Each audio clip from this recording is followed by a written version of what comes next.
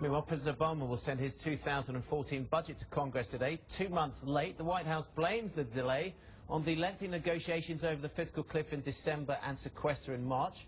The budget arrives on Capitol Hill at 8 a.m. Eastern. The President will speak at 11 a.m.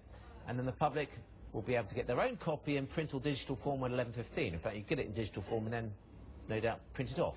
The plan aims to cut the deficit through a combination of further tax hikes, that's angered Republicans, as well as cuts in entitlement programs such as Social Security and Medicare, which has also got the Democrats up in arms. Joining us from New York is Tony Fratto, Managing Director at Hamilton Place Strategies. In Washington, Ben White, Chief Economic Correspondent at Politico. Judith Rodin is still with us as well, President of the Rockefeller Foundation. Ladies, gentlemen, thanks for joining us. Tony, let's kick off with you first of all. Is there anything here that will form the basis for a wider agreement on the deficit or not? Well, look, maybe, I think the President's getting a lot of credit for, for putting forward in a formal way, again, the view on chained CPI, Social Security, and try to, make a middle path here. But it's sort of in this environment, kind of a middle path to nowhere, given where both Democrats and Republicans are in Congress and, where they are from their own budget. So it's sort of hard to see that, but at least it gives, for the President's purposes, a rhetorical path going into the summer and those fiscal debates. What do you think? Yeah, I agree with Tony. That's a nice phrase, the middle path to nowhere. I don't think this is headed towards a grand bargain or a piece of budget legislation that actually gets passed on Capitol Hill. But what he's done is essentially make a Clintonian triangulation move to put himself between very liberal Democrats who are really up in arms about this chained CPI, about cuts to Medicare and Social Security, and Republicans who say absolutely no new revenue. All we want is cuts. We want to balance the budget in 10 years. I think that gap is too far to bridge right now for a grand bargain on the Hill behind me. But I think, at least in terms of allowing Obama to say, I'm the centrist guy in the middle who's willing to take on the liberal wing of my party, bring some Republicans in. He's going to have dinner at the White House with some more Republican senators. He's trying to build some goodwill there. I think it makes sense politically for him, probably, although he may lose a lot of support on the left. But it's not going to get a grand bargain done, I don't think. Yeah. So where does that leave us, Ben? I mean, I understand the President's talking to both sides, and we're trying to shift the dial slightly. Yeah, well, where it leaves us is we're going to need to come up with another short-term deal to raise the debt ceiling later this spring or into the summer when we actually hit it, when Treasury runs out of room with its emergency measures to increase our borrowing limit. So at some point later this spring, after we get past the immigration debate, the gun control debate, we'll get together again, probably at the leadership level and with the White House, to come up with something that allows for an increase in the debt ceiling, some more spending cuts. Maybe chain CPI gets in there, maybe it doesn't. That it, increases the debt ceiling, maybe takes a little bit more out of deficit reduction, but it's not going to be this $4 trillion over 10 years sweeping deal that kind of takes these issues off the table for a while. It's going to be another short-term fix that bumps the debt ceiling up so we don't have a crisis. Tony, at the end of the day, Republicans are going to have to accept again higher taxes, and the Democrats are going to have to accept cuts and make changes in inflation to the way Social Security payments are made. I mean, is there any alternative to that at the end of the day?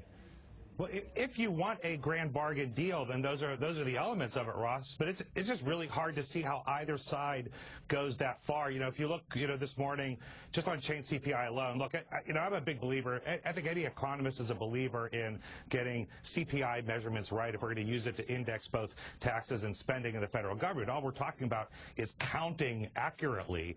And you have, AARP and others coming out very strongly about any changes in chain CPI. So if we can't even agree to count accurately, it's hard to see how we get, agreement on any of these other elements. And also remember that everything that we're talking about, tax increases, entitlement reforms that would result in, either benefits being scaled back or spending, lower spending, or entitlement cuts, these are all elements that amount to pain for somebody. It's all pain, and it's hard to see who the winners are that would allow an agreement to go forward and get done in this environment. Republicans feel like they've already done what they can do on taxes, and it doesn't seem like there's a whole lot of real initiative to get something done on entitlement spending. So I think we're stuck with this, well into the summer, and I think the President's going to let Republicans and Democrats on the Hill negotiate with each other over the debt ceiling and try to stay away from that debate.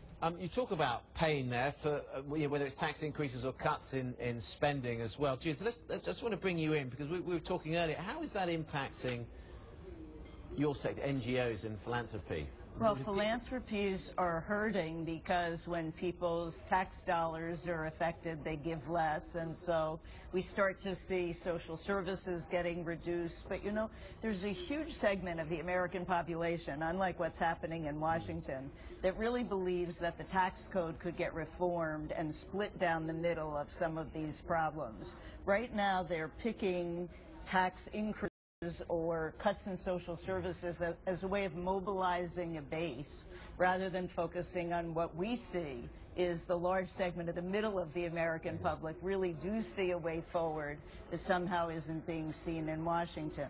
Now that's why we've been focusing on how you bring the private sector into this, because often public-private partnerships are a way to really solve some of these problems where resources seem to be at the base of the debate.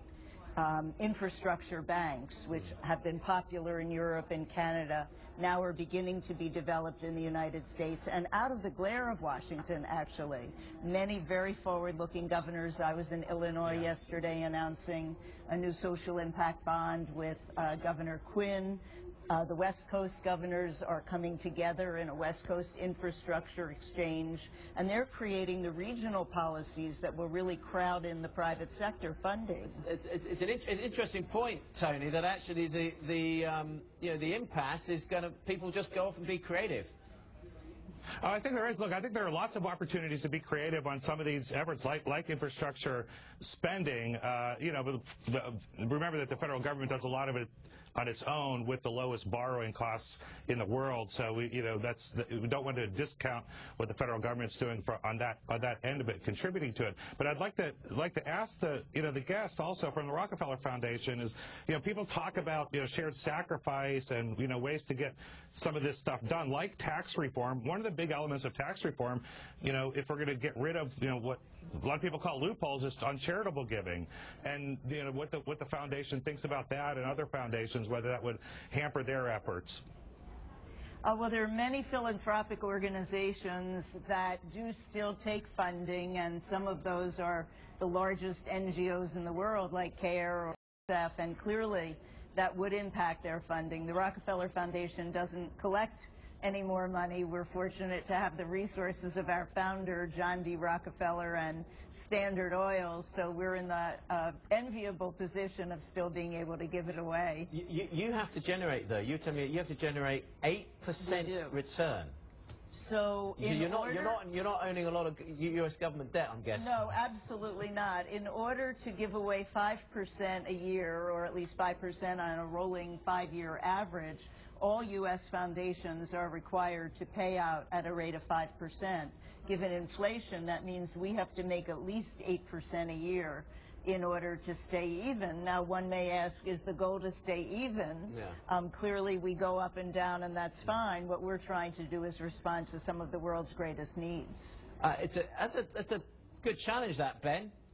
Delivering 8% a year when you can't stay in treasuries. No, you certainly can't. And I mean, that's a good point to get back to what Tony was saying about the likelihood of getting a grand bargain and looking at those treasury rates and where they are. There's a lack of urgency right now in Washington to get this done. There's a lot of talk about the long-term outlook for entitlement programs and the crisis that awaits us a couple of decades down the line. But near term, the deficit is coming down as a percentage of GDP. We did the 2011 deal. We did the fiscal cliff, raised $600 billion in revenue, cut some spending. So I think in terms of forcing a grand bargain, those treasury rates and the fact that we are bringing down the deficit as a percentage of GDP means that there is no forcing mechanism here. The market's not forcing Washington to make a long-term deal, and that's why you're going to get another more short-term debt ceiling increase negotiated on Capitol Hill, maybe with the president coming in at the end to sign off on it. But it's hard to force Washington when there's nothing out there in treasury rates or in the equity market in the near-term budget outlook that's forcing their hand. Good point. Ben, good to see you. Thanks for joining us. Ben White, Chief Economic Correspondent at Politico. Tony Fratto from Hamilton Place Strategies, and with me in the studio, Dr. Judith Rodin from the Rockefeller Foundation. Thanks Great again, to see you. Ross. Thanks Great very much to be indeed here. for joining us.